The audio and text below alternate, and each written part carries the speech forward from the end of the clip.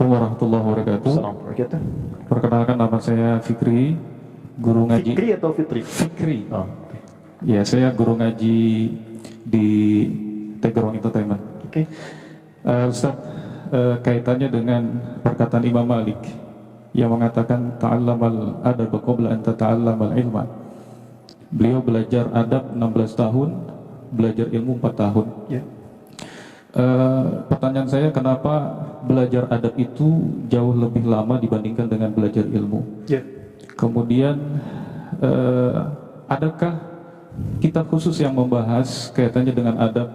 Misal kita belajar wudu, kemudian ada kitab yang membahas tentang adab dalam berwudu, atau kita belajar tentang fikih sholat, kemudian ada kitab yang membahas adab dalam sholat.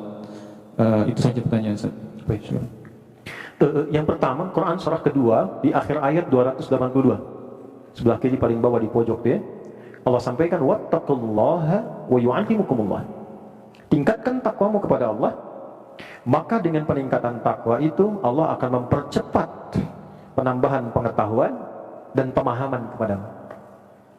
Jadi takwa didahulukan sebelum ilmu. Apa di antara turunan takwa itu? Ternyata turunan takwa itu diantaranya adab. Takwa disebutkan dan derivasinya di Quran sebanyak 240 kali. Pemiliknya disebut taqi, jamaknya disebut muttaqin. Siapa di antara ciri muttaqin itu? Dua. Satu, yang punya adab terhadap Allah, dari mulai dia menata bangunnya, dia doanya, dia berinteraksi dengan istighfarnya, Quran surah ke-51 ayat 15 sampai dengan 23, ya.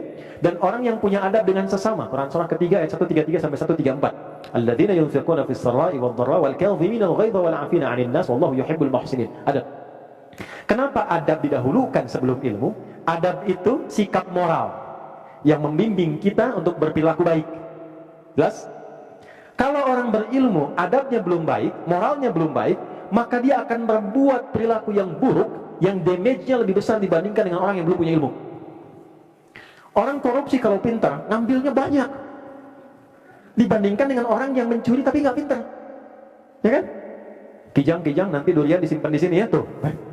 Ya, banyak motifnya dan damage-nya lebih banyak. Sama, jangan dikira orang yang punya pengetahuan tapi minim adab, jangan dikira bermanfaat, merusaknya akan banyak. Ya, akan banyak. Siapa yang banyak memberikan fatwa-fatwa yang keluar buruk dan itu mencelakakan. Betapa banyak orang belajar tapi kemudian setelah belajar berselisih. Ada yang mencela si fulan, ada yang mencela si fulan. Ada yang suami baru ngaji pulang mencela istri, istri baru ngaji bid'ahkan suami. Dan yang paling menarik adalah ketika kita belajar kan untuk menyatukan, yang kurang kita tutupi, yang lebih kita turunkan atau disamakan. Tapi bisa terjadi demikian. Apa yang salah? Adab.